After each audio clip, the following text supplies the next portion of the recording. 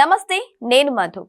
మీడియాని ఎలా నిర్వీర్యం చేశారు అంటే దాని ప్రాధాన్యతను తగ్గించడానికి, అసలు మీడియానే లేకుండా చేయడానికి ఎటువంటి ప్రయత్నాలు జరిగాయి అనే విషయం గురించి ఆర్కే గారు తన వీకెండ్ లో రాయడం అయితే జరిగింది. అయితే దాని గురించి రోజు మనం డిస్కస్ చేద్దాం. ప్రస్తుతం మనతో పాటు ఉన్నారు సీనియర్ జర్నలిస్ట్ సిఎస్ రావు గారు. వారిని అడిగి మరిన్ని విషయాలను తెలుసుకుందాం.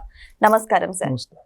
సార్, మీడియాని అసలు లేకుండా చేయాలని, దాని ప్రాధాన్యతను తగ్గించేయాలని చాలా ప్రయత్నాలు జరిగినట్లు ఆర్కే గారు తన వీకెండ్ లో రాశారు. అసలు ఏ ప్రయత్నాలు జరిగాయి సార్? ఇప్పుడు ఆర్కే గారు దాదాపు 50 సంవత్సరాల నుంచి ఆయన జర్నలిజంలో ఉన్నారు. మీడియా రంగంలో ఆయన చాలా చిన్న స్థాయి నుంచి ఆయన ఇవాళ ఎండీగా ఒక పత్రిక అధిపతిగా ఎదిగారు. సరే, ఎలా ఎదిగారు ఏంటి అనే దాని మీద కొన్ని విమర్శలు ఉన్నాయి. వాటిని పక్కన పెడితే ఆయన మీడియాలో 50 సంవత్సరాల పాటు ఆయన కంటిన్యూ అయ్యారు కాబట్టి ఆయనకి అనుభవాలు ఉన్నాయి.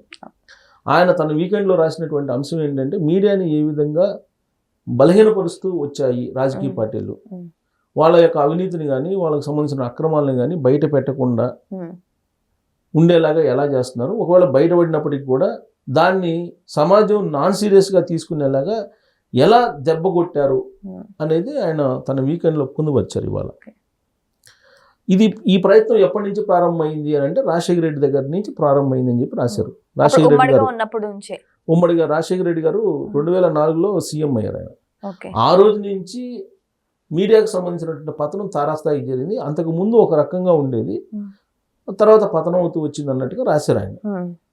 యాక్చువల్గా అంతకుముందు ఇన్వెస్టిగేషన్ జర్నలిజం అనేది చాలా కీలకంగా ఉండేది. నేషనల్ పత్రికలు ఎక్కువగా ఇన్వెస్టిగేషన్ న్యూస్ రాసేవాళ్ళు, ఇది ఇంగ్లీష్ పత్రికలు. సెంట్రల్ గవర్నమెంట్లు కూడా పడిపోయిన సందర్భాలు అనేకం ఉన్నాయి. ఆ తర్వాత నేషనల్ నుంచి రీజనల్గా వచ్చినాయి ఇన్వెస్టిగేషన్ జర్నలిజం అనేది.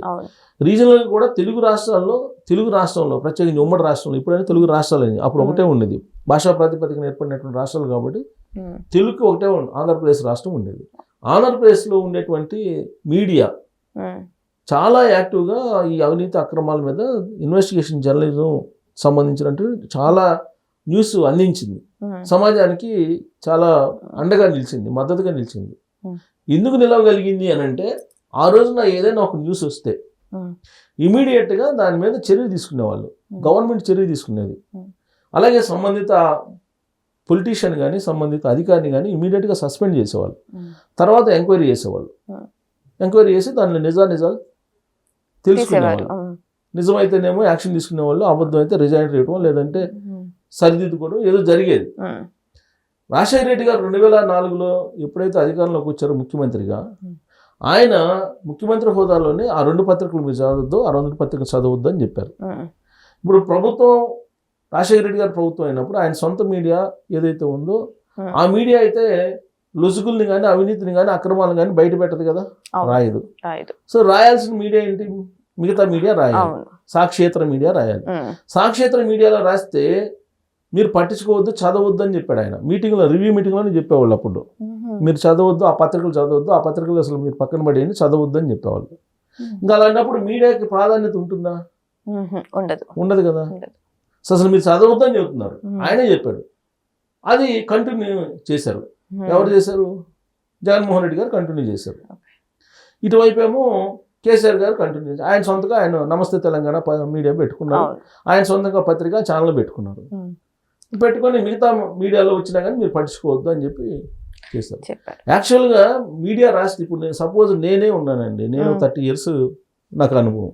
ఈ 30 yearsలో నేను నల్లమల అడవులకి వెళ్ళి మావోయిస్టుల సమస్యల్ని మావోయిస్టులు చెప్పేటువంటి బాధల్ని వీటన్నిటిని నేను రిపోర్టింగ్ చేశాను. నల్లమల అడవుల నుంచి దాదాపు 10-15 రోజుల పాటు ఉన్న రోజులు కూడా ఉన్నాయి. ఆ తర్వాత ఫుట్ పవర్ వర్క్ అని చంద్రబాబు నాయుడు గారు ముఖ్యమంత్రిగా ఉన్నప్పుడు యునైటెడ్ ఆంధ్రప్రదేశ్కి దాంట్లో పెద్ద కుంభకోణం జరిగిందని చెప్పి నేను న్యూస్ రాశాను.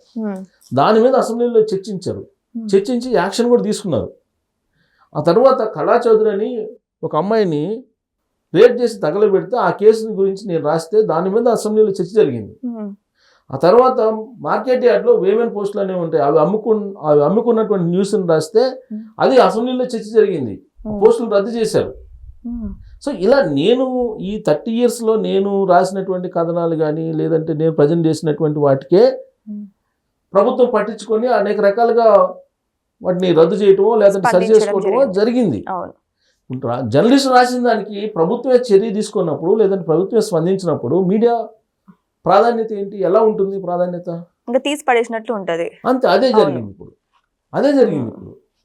ఇప్పుడు దాని కంటిన్యూషన్ ఏం జరుగుతుంది? ఇప్పుడు రాజశేఖర రెడ్డి గారి తర్వాత జరుగుతున్న కంటిన్యూషన్ ఏం జరుగుతుంది?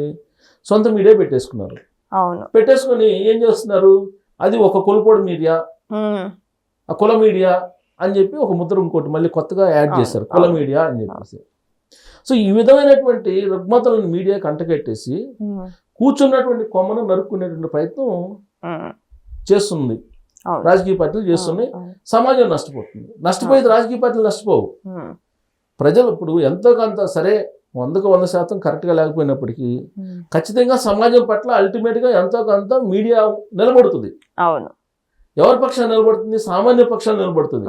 డబ్బున్నోడి పక్షాన్ని నిలబడదు మీడియా. అవును, సామాన్యుల పక్షానే నిలబడేది ఎప్పుడైనా సరే. కొన్ని లోపాలు ఉన్నప్పటికీ కూడా అల్టిమేట్గా మీడియా నిలబడేది సామాన్యుడి పక్షాన.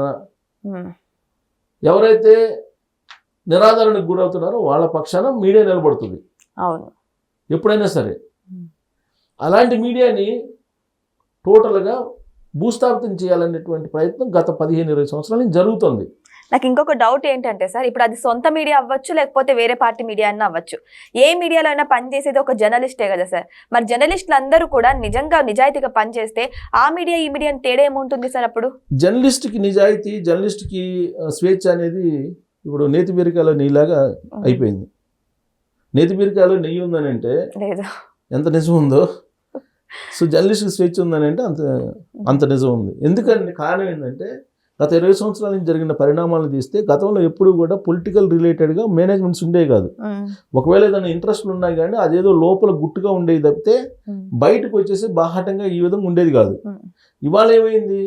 ప్రధానమైనటువంటి పార్టీలే సొంత మీడియా పెట్టుకున్నారు. ప్రత్యర్థి మీడియాని అసలు మీరు మొత్తం చిదిమేస్తున్నారు. ఇప్పుడు ఉదాహరణ తీసుకుందాం. జగన్మోహన్ రెడ్డి గారు అధికారంలోకి వచ్చిన తర్వాత కొన్ని ఛానల్స్ని అక్కడ బ్యాన్ చేశారు. అవును. ఇప్పుడు ఏం జరుగుతుంది? కూటమి అధికారంలోకి వచ్చిన తర్వాత కొన్ని ఛానల్స్ వీళ్ళు బ్యాన్ చేశారు. తెలంగాణలో కూడా అదే జరిగింది కదా. తెలంగాణలో బీఆర్ఎస్ పార్టీ ఉన్నప్పుడు కొన్ని ఛానల్స్ని బ్యాన్ చేసేసింది, కొన్ని పత్రికల్ని డ్యామేజ్ చేసేసింది. ఇప్పుడు కాంగ్రెస్ పార్టీ అధికారంలోకి వచ్చిన తర్వాత కాకపోతే కాంగ్రెస్ పార్టీ కొంత మెరుగు. కాంగ్రెస్ పార్టీ బ్యాన్ చేయలేదు ఎవరిని, కాదు రిస్ట్రిక్ట్ చేస్తుంది. బ్యాన్ అయితే చేయాల, రిస్ట్రిక్షన్ అయితే చేస్తుంది కదా. మరి జర్నలిస్ట్ వాయిస్ ఏమి వినిపిస్తారు? ఇప్పుడు అదేమంటే జర్నలిస్టులు ఇప్పుడు అందరూ వచ్చారు, రౌడీ షీటర్లు కూడా ఉన్నారు, ఇలాంటివన్నీ ఉన్నాయి, నిజమే, కాదంటలా. ఇప్పుడు జర్నలిస్టులు ఎవరు, జర్నలిస్ట్ కాని వాళ్ళు ఎవరు అనేది తెలుసు. మీరు ఐడెంటిఫై చేసింది ఎవరు? గవర్నమెంట్ కదా చేయాలి. ఇప్పుడు ఆ జర్నలిస్టులు ఎవరో రౌడీ షీటర్లు లేకపోతే దోపిడీదారులు ఉన్నారు కదా అని చెప్పేసి టోటల్ మీడియాని లేకుండా చేయాలనుకోవడం దుర్మార్గం కదా. మన రీసెంట్ గా కూడా రేవంత్ రెడ్డి గారు కొన్ని వ్యాఖ్యలు చేశారు కదా సార్ జర్నలిజం గురించి. సో శాటిలైట్ లో పనిచేసిన వాళ్ళు ఒక తీరు, యూట్యూబ్ లో చేసే జర్నలిస్టులే కాదు అన్నట్టు. అవును, అది అన్నాడు ఆయన కూడా జర్నలిస్ట్ నుంచి వచ్చినాడు. అవును, ఫస్ట్ జర్నలిజం బ్యాక్గ్రౌండ్ తోటి ఆయన సీఎం గా ఎదిగాడు. ఇప్పుడు ఆయన ఆ మాట అన్నాడు, తర్వాత మళ్ళీ రిగ్రెట్ ఫీల్ అయ్యారు. మళ్ళీ దాన్ని అవలోకనం చేసుకొని ఎక్కడ లోపం ఉందని చెప్పి ఆయన తెలుసుకొని దానికి మళ్ళా సరిచేసుకునే ప్రయత్నం చేస్తున్నారు. జర్నలిస్టులు ఇవాళ మెయిన్ మీడియాలో ఉండేటువంటి జర్నలిస్టులు ఎవరైతే న్యూట్రల్ జర్నలిస్టులు ఉన్నారో ఇమిడే పరిస్థితి లేదు. ఇప్పుడు నమస్తే తెలంగాణ ఉందండి మీడియా, దాంట్లో ఆడ పోయి చేరిన తర్వాత స్వేచ్ఛగా జర్నలిస్ట్ అనేవాడు పని చేయగలరా? లేదు. ఇంకో ఛానల్కి సాక్షికి వెళ్తారు, సాక్షిలో స్వేచ్ఛగా పని చేయగలరా? లేదు. ఇప్పుడు వాళ్ళు చెప్పేది ఎల్లో మీడియాకి వెళ్తారు, ఎల్లో మీడియాలో స్వేచ్ఛగా పని చేయగలరా? లేదు కదా. మళ్ళీ అంటే ఇప్పుడు న్యూట్రల్ జర్నలిస్ట్కి వాళ్ళ వేదిక ఏది? యూట్యూబే, సోషల్ మీడియాని. సో కాబట్టి రేవంత్ రెడ్డి గారు ఏదైతే చెప్పారో అది రాంగ్. యాక్చువల్గా న్యూట్రల్ జర్నలిస్టులు సమాజం కోసం నిష్పక్షపాతంగా జర్నలిస్టులుగా ఉండేటువంటి వాళ్ళే ఇవాళ మీకు సోషల్ మీడియాలో ఎంటర్ అయ్యి ఇవాళ యూట్యూబ్ ఛానల్స్లోనో లేదంటే సోషల్ మీడియాలో తమ వాయిస్ని ప్రజల కోసం వినిపిస్తున్నారు. అసలైనటువంటి జర్నలిస్టులు చాలా తక్కువ ఉన్నారు, అసలు లేరని చెప్పను. కానీ నేను విధులైన పరిస్థితుల్లో కొంతమంది ఉన్నారు. మెయిన్ మీడియాలో ఏదో ఒక పార్టీకి అలైడ్ అయి ఉండాలి, ఉంటే ఆ గట్టు నుండి లేదంటే ఈ గట్టు నుండి అనేలాగా ఉంది ఇవాళ మీడియా. అలాంటప్పుడు సోషల్ మీడియాలో ఎందుకు ఉంటున్నారు? ఇప్పుడు నేను ప్రముఖ ఛానల్స్ 4 ఛానల్స్లో పనిచేశాను, మరి ఎందుకు బయట రావాల్సి వచ్చింది? ఏ ఛానల్కి ఉండే స్టాండ్ ఆ ఛానల్కి ఉంది కాబట్టి మేము ప్రజల పక్షాలు నిలబడలేకపోతున్నాం కాబట్టి బయటకు వచ్చేసాం. బయటకు వచ్చి ఎక్కడికి వచ్చాం? సోషల్ మీడియాలోకి వచ్చాం.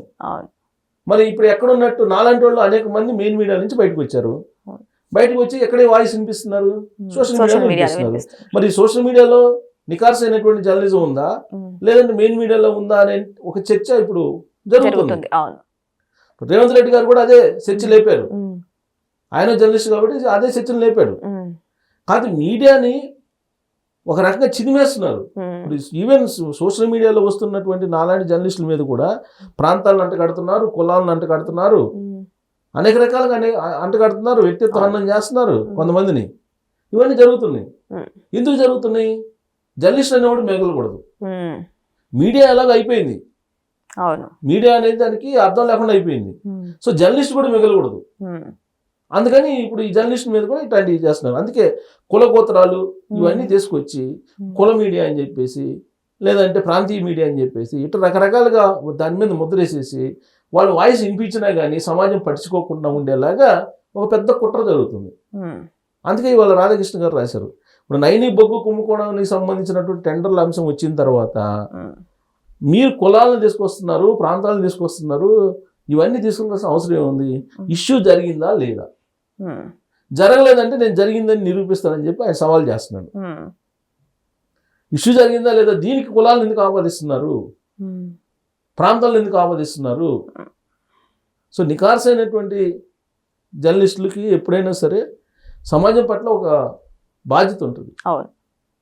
సో ఆ బాధ్యతని ఇప్పుడు ఎంత ఒకవేళ ఒక పార్టీకి ఏదైనా అలైడ్ అయి ఉన్నా కానీ ఏదో ఒక సందర్భంలో సమాజం పట్ల ఎంతకంత వాళ్ళకి ఉంటుంది, బై నేచర్ ఉంటుంది. బై నేచర్ ఖచ్చితంగా ఉంటుంది. జర్నలిస్ట్ అనే వాళ్ళకి సమాజం పట్ల ఒక బాధ్యత ఉంటుంది, సమాజం పట్ల ఒక కమిట్మెంట్ ఉంటుంది. ఓవరాల్గా సమాజం గురించి ఆలోచిస్తారు జర్నలిస్టులు అనేవాళ్ళు.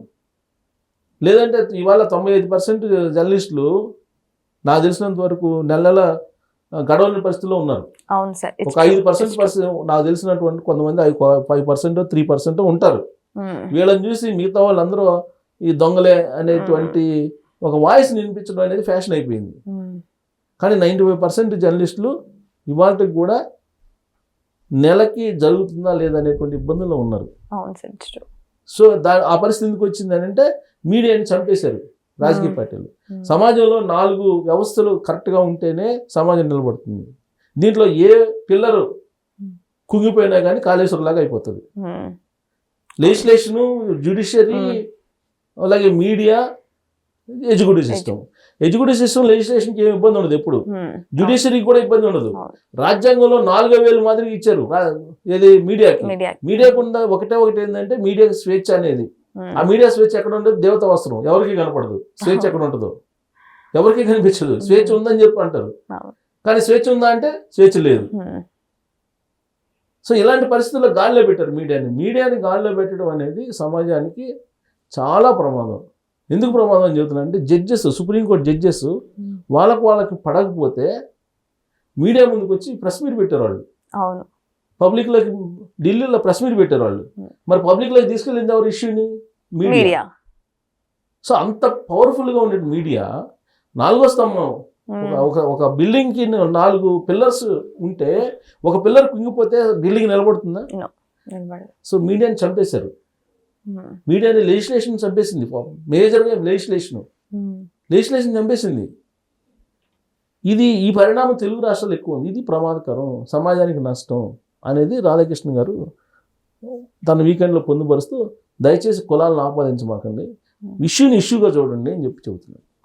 సో ఏదేమైనా సరే ఆర్కే గారు రాసినటువంటి ఈ యొక్క తన వీకెండ్ లో రాసినటువంటి ఈ యొక్క వివాదం మాత్రం ఇప్పుడు తారస్థాయికి చేరిందని చెప్పొచ్చు. ఎందుకంటే సమాజంలో ఇక మీడియాకు సంబంధించిన ప్రాధాన్యత పూర్తిగా తగ్గిపోయిందని రాస్తున్నారు. మరి ఇప్పటికైనా సరే మొత్తం మీడియా మిత్రులందరూ కూడా మేల్కొని ఖచ్చితంగా మీడియా ఇప్పటికీ బతికి ఉందని అందరూ మమేకమై చెప్పాలని చెప్పేసి అందరూ కోరుకుంటున్నారు. Thank you so much. Thank you sir.